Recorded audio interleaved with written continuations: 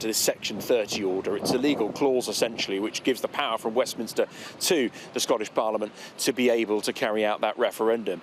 Boris Johnson doesn't want to give it to Nicola Sturgeon, nor does Westminster, and I think without that, there's much frustration for Nicola Sturgeon and the SNP. So it may be the case that we hear from the First Minister today, look, we're going to do this without you.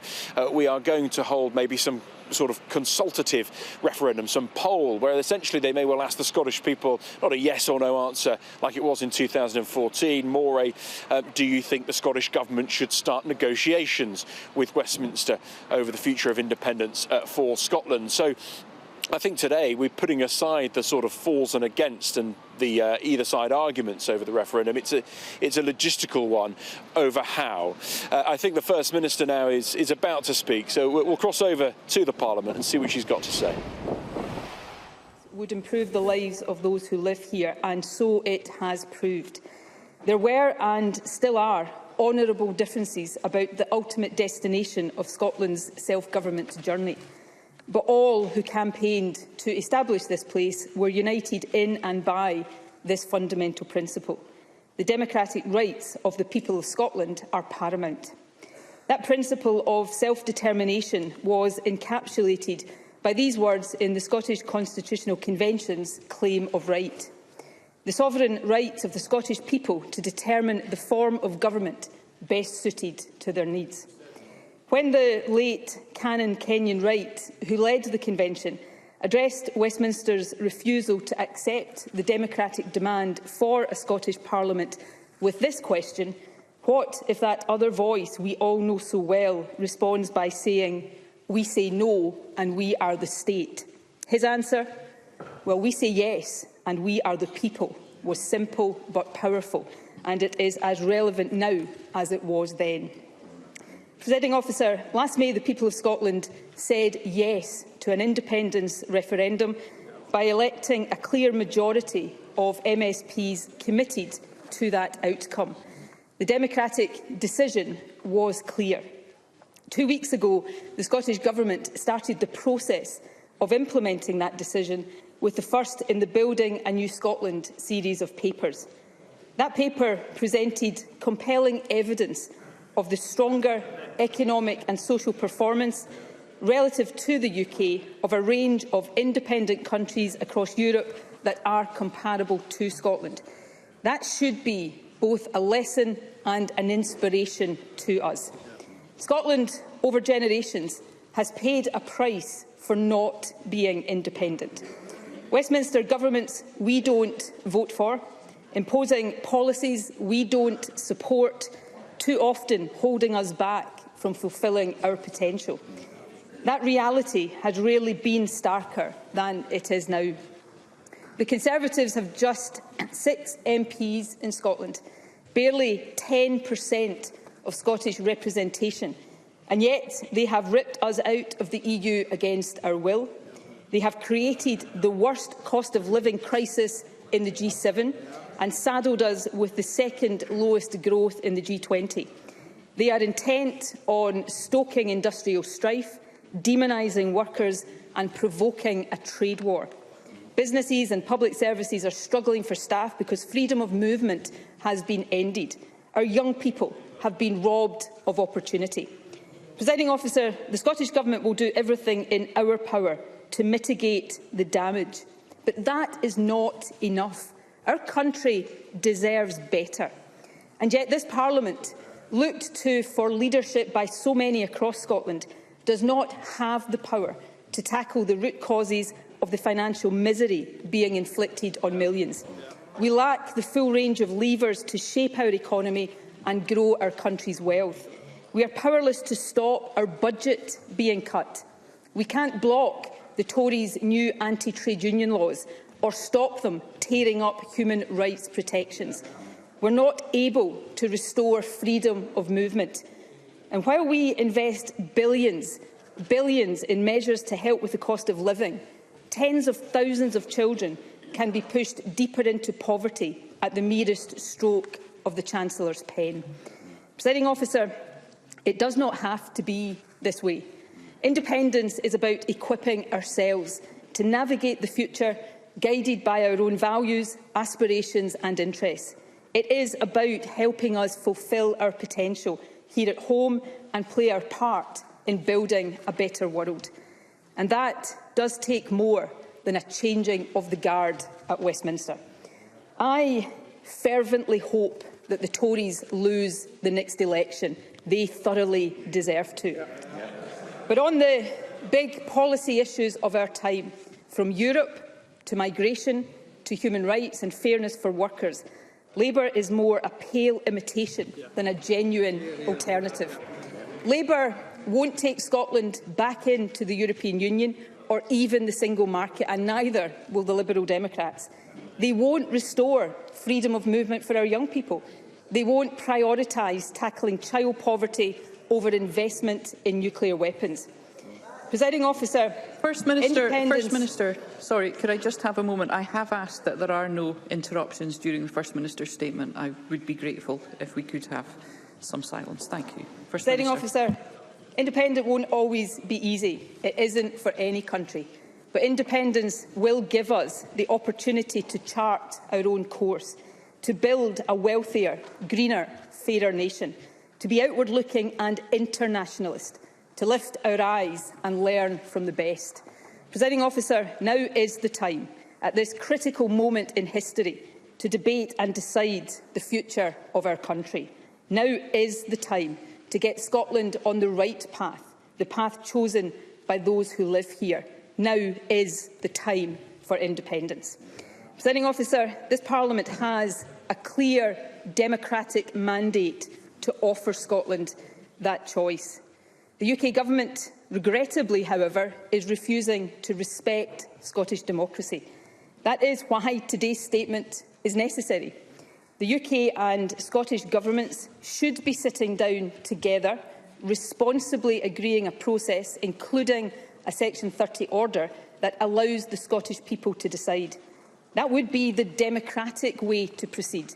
It would be based on precedent, and it would put the legal basis of a referendum beyond any doubt. That's why I am writing to the Prime Minister today to inform him of the content of this statement, and in that letter I will also make clear that I am ready and willing to negotiate the terms of a Section 30 order with him.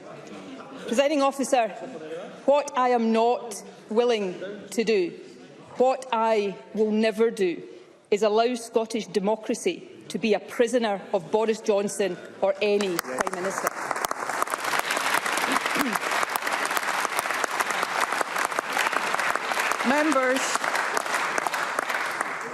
Members, there should be no interruptions. Thank you. Any interruptions? Thank you. Presiding Officer, the issue of independence cannot be suppressed. It must be resolved democratically. And that must be through a process that is above reproach and commands confidence. That is why I am setting out today the actions the Scottish Government and the Lord Advocate will take in the absence of a Section 30 order to secure Scotland's right to choose. My determination is to secure a process that allows the people of Scotland, whether yes, no or yet to be decided, to express their views in a legal, constitutional referendum so that the majority view can be established fairly and democratic. The steps I am setting out today seek to achieve that. They are grounded in and demonstrate this Government's respect for the principles of rule of law and democracy. Indeed, these core principles, respect for the rule of law and respect for democracy, underpin everything I say today. Respect for the rule of law means that a referendum must be lawful. That, for me, is a matter of principle. But it is also a matter of practical reality. An unlawful referendum would not be deliverable. Even if it was, it would lack effect. The outcome would not be recognised by the international community. Bluntly, it would not lead to Scotland becoming independent. Presiding Officer, it is axiomatic that a referendum must be lawful. But my deliberations in recent times have led me to this further conclusion. The lawfulness or otherwise of the referendum must be established as a matter of fact, not just opinion. Otherwise, as we have seen again in recent days, opposition parties will just keep casting doubt on the legitimacy of the process so that they can avoid the substantive debate on independence which Scotland deserves, but they so clearly fear. That is not in the country's best interests. Let me turn then to the detail of the steps we will now take to secure that objective of an indisputably lawful referendum, and then ensure that from today we can focus on the substance of why Scotland should be independent. Presiding Officer, I can announce, first of all, that the Scottish Government is today publishing the Scottish Independence Referendum Bill. I will draw attention in particular to three key provisions of this bill. Firstly, the purpose of the referendum, as set out in Section 1, is to ascertain the views of the people of Scotland on whether or not Scotland should be an independent country. In common with the 2014 referendum, indeed in common with the Brexit referendum and the referendum to establish this Parliament, the independence referendum proposed in the bill will be consultative, not self-executing, just as in 2014 and recognised explicitly in the 2013 White Paper. A majority yes vote in this referendum will not in and of itself make Scotland independent. For Scotland to become independent following a yes vote, legislation would have to be passed by the UK and Scottish Parliaments. Now, there has been much commentary in recent days to the effect that a consultative referendum would not have the same status as the vote in 2014. That is simply wrong, factually and legally. Let me be clear. The status of the referendum proposed in this bill is exactly the same as the referendums of 1997, 2014 and 2016. The next provision of the bill I wish to draw attention to relates to the question to be asked in the referendum. The bill states that the question on the ballot paper should be, just as it was in 2014, should Scotland be an independent country?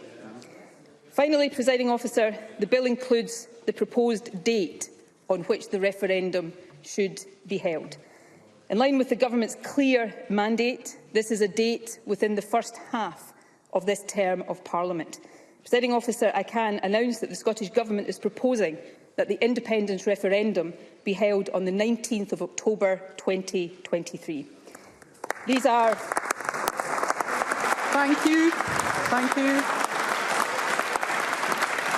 Members. These are the key elements of the referendum legislation that the Scottish Government wishes this Parliament to scrutinise and pass. Let me turn now to the aim of establishing as fact the lawfulness of a referendum, which, as I have already indicated, I consider to be of the utmost importance. I will start with what we know already. We know that the legislative competence of the Scottish Parliament to pass this bill in the absence of a Section 30 order is contested. We know that legislative competence can only be determined judicially. And we know that for as long as there is no judicial determination, opinions will differ and doubt will continue to be cast on the lawful basis for the referendum. That benefits only those parties opposed to independence, because it allows them to avoid the substance of the independence debate.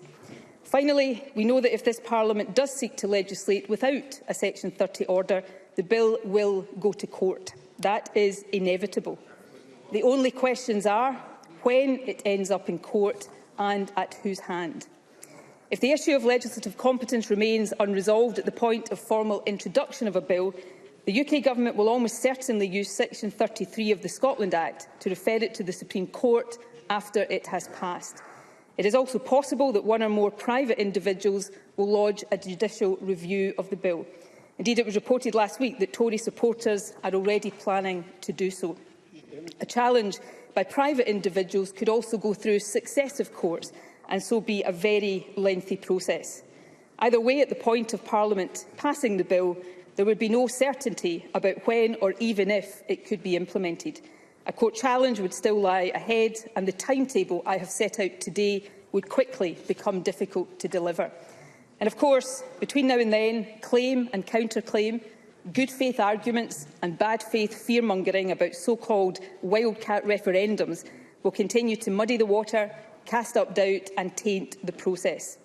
Presiding Officer, that may well suit politicians opposed to independence, but none of it would be in the interest of the country and none of it would serve democracy. The fact is, neither legal opinions nor political arguments will resolve this point. We must establish legal fact. That is why, in my view, we must seek now to accelerate to the point when we have legal clarity, legal fact. And crucially, in doing so, I hope, establish and safeguard the ability of this Parliament to deliver a referendum on the date proposed.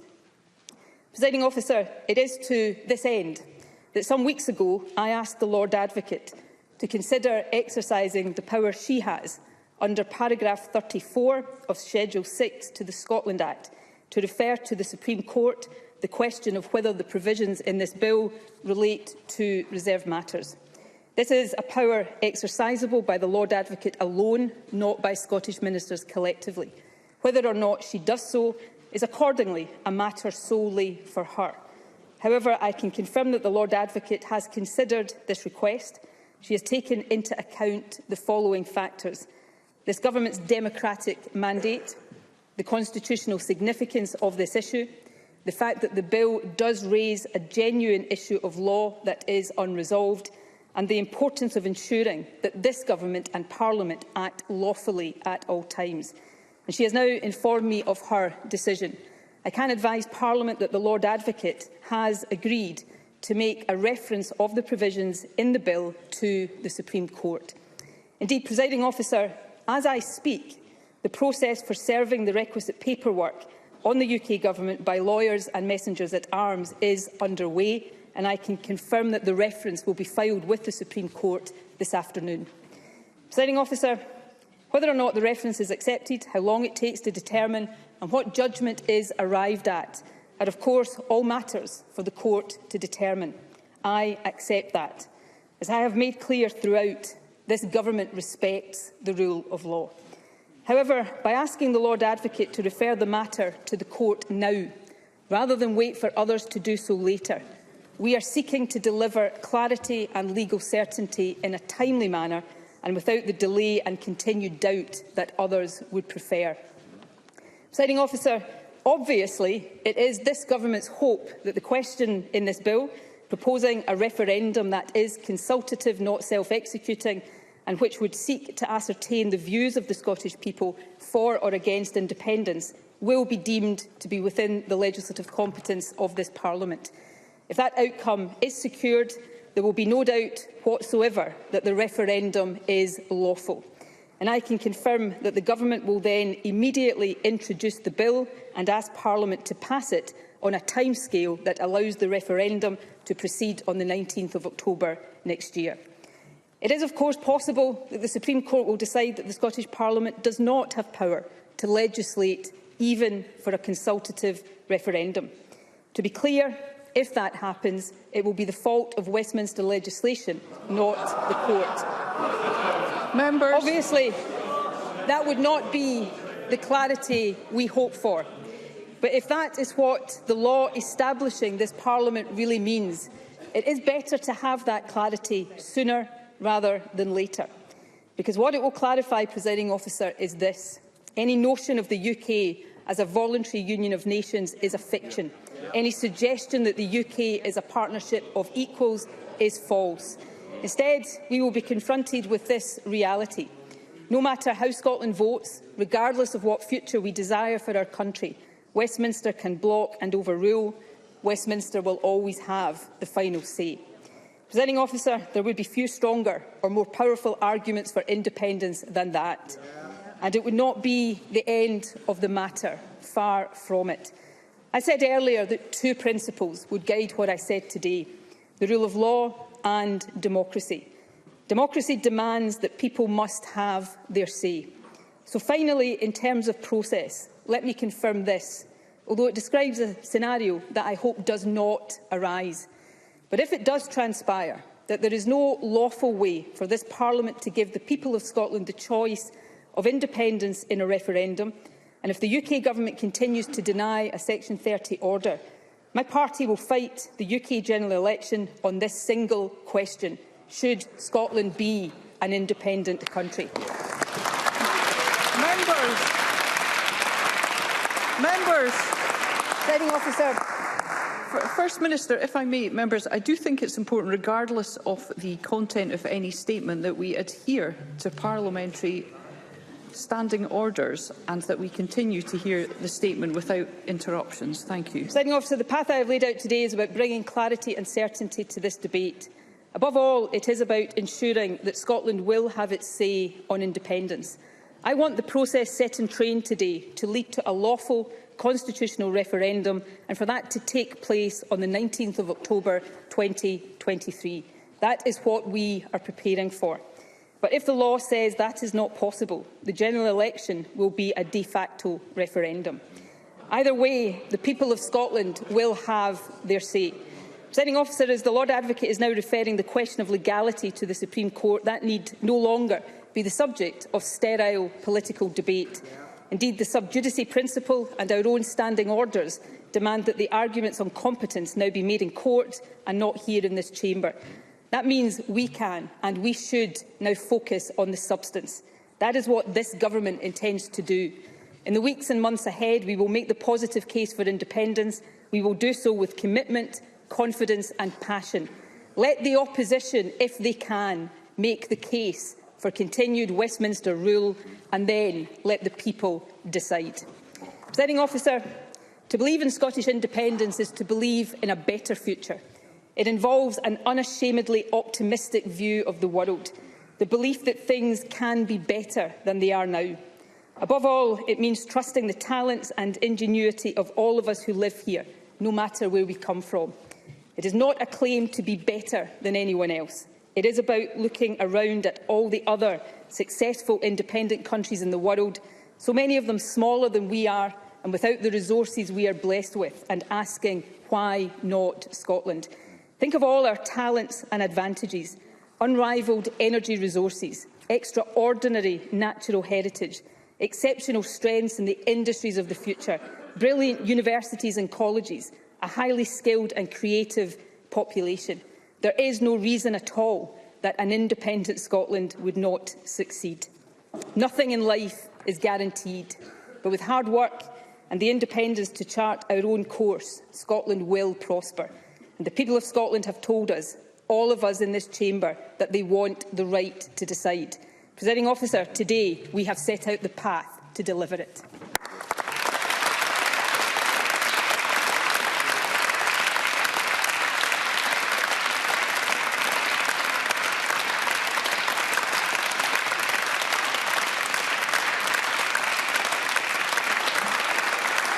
Thank you.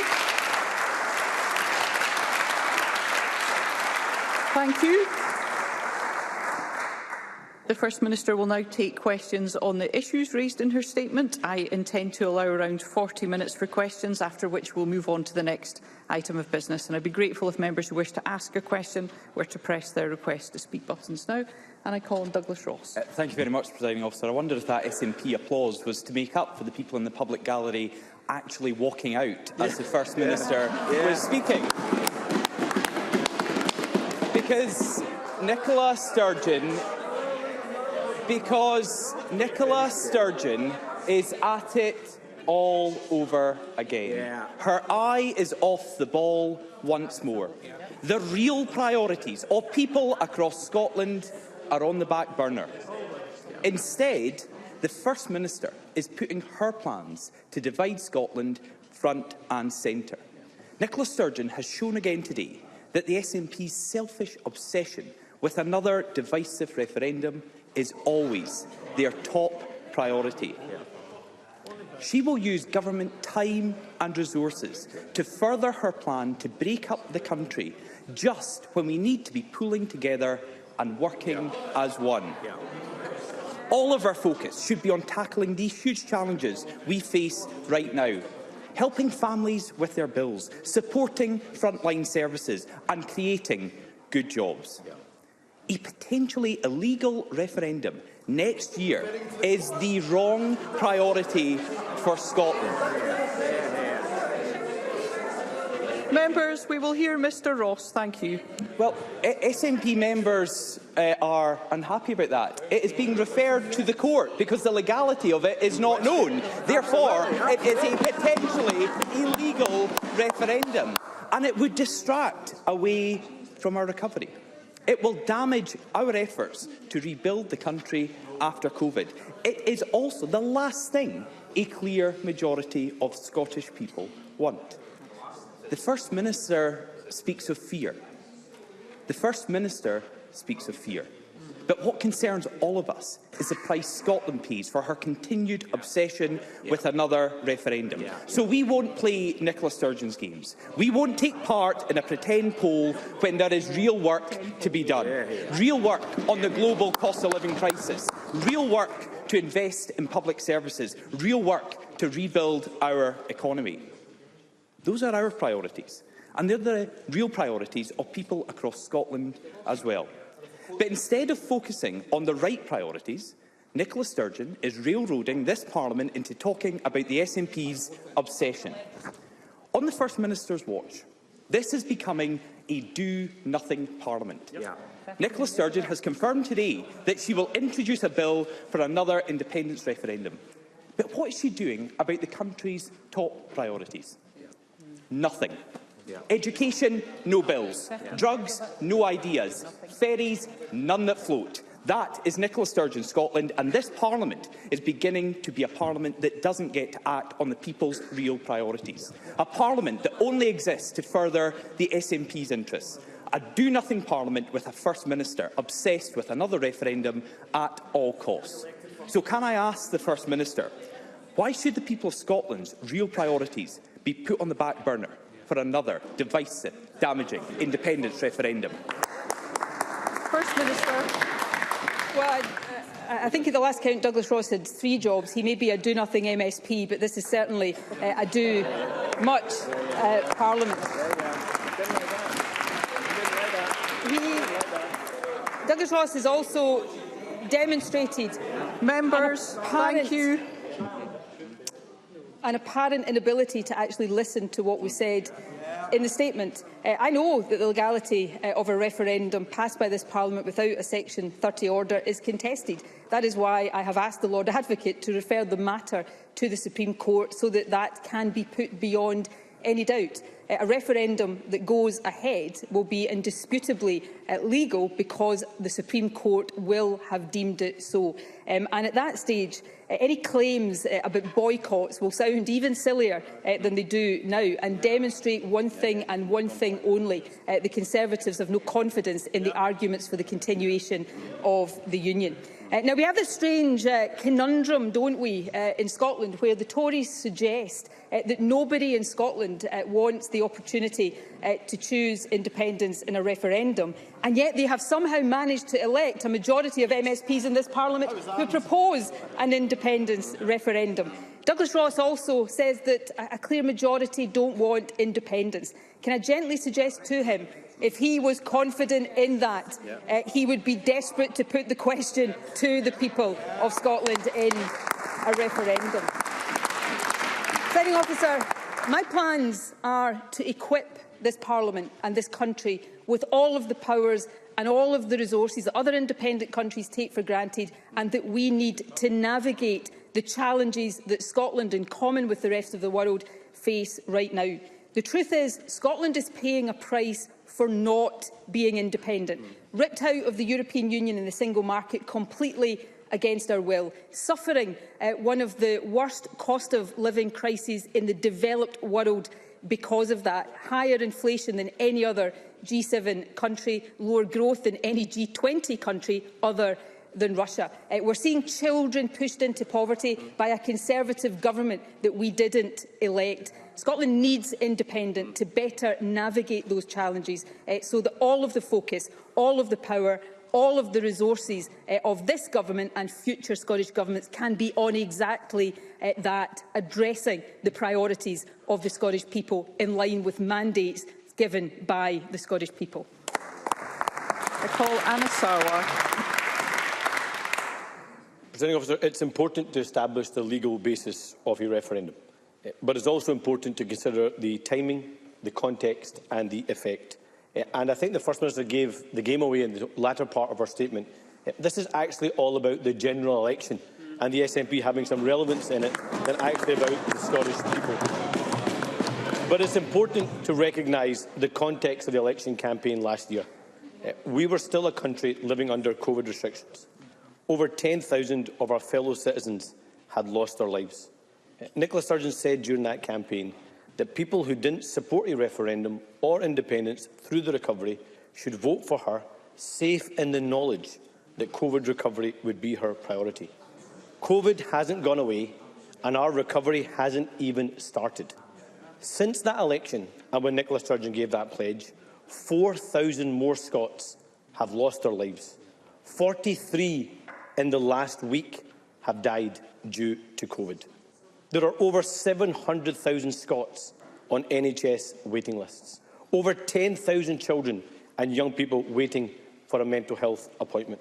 Almost 20,000 fewer businesses in Scotland today than when the pandemic began.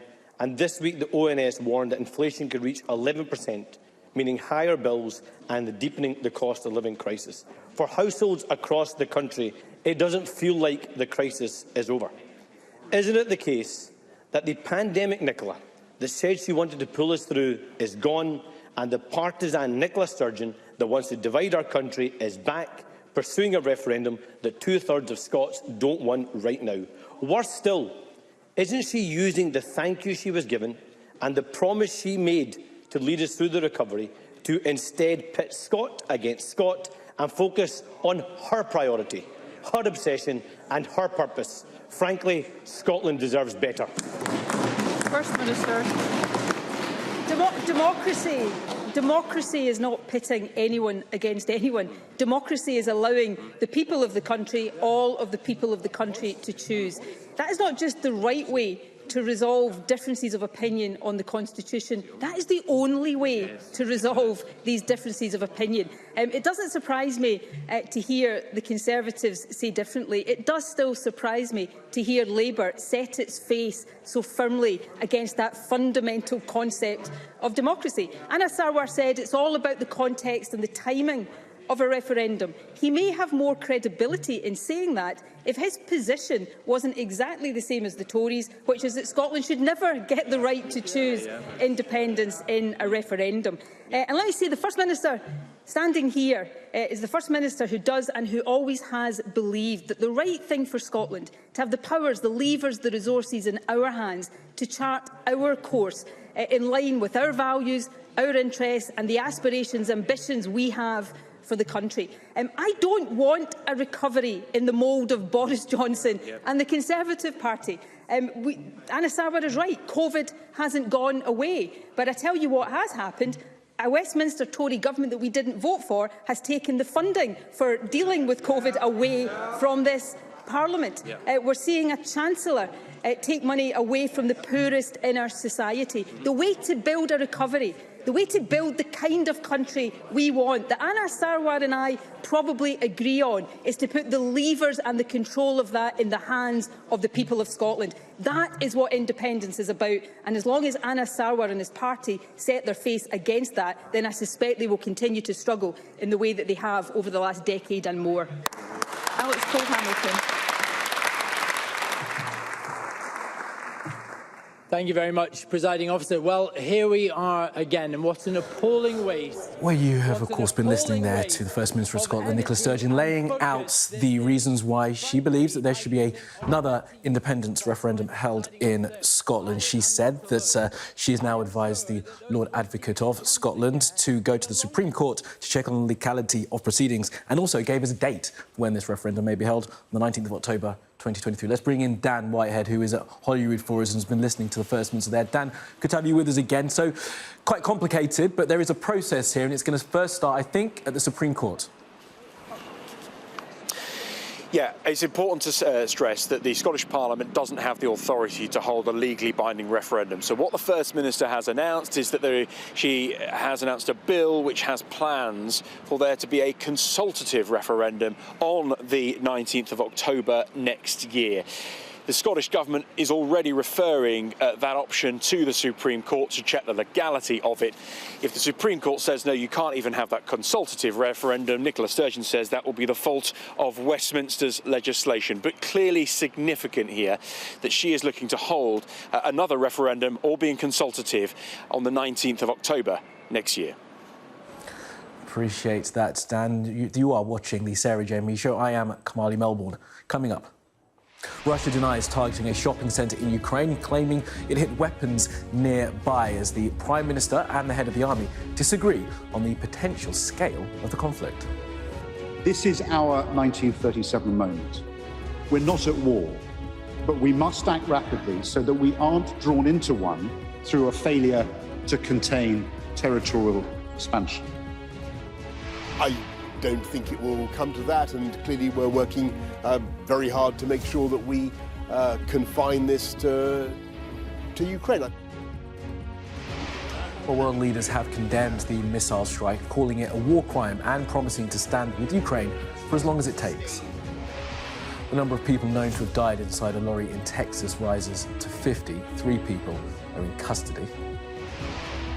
Doctors are calling for a 30% pay rise over the next 5 years and threaten to strike if their demands are not met.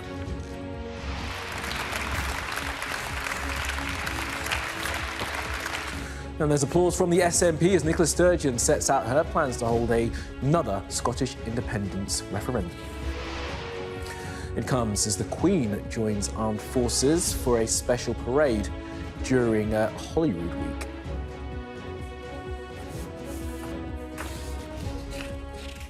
Hello and good afternoon. As Russian strikes on Ukraine intensify, with the most recent on a shopping centre killing at least 18 people, the head of the British Army has warned that while we in the UK are not at war, the country should be prepared to react if necessary. Now, the Prime Minister was quick to try and play down the words of General Sir Patrick Sanders and reassure the public that there was no imminent threat to Britain. This is our 1937 moment. We're not at war, but we must act rapidly so that we aren't drawn into one through a failure to contain territorial expansion. So surely it's beholden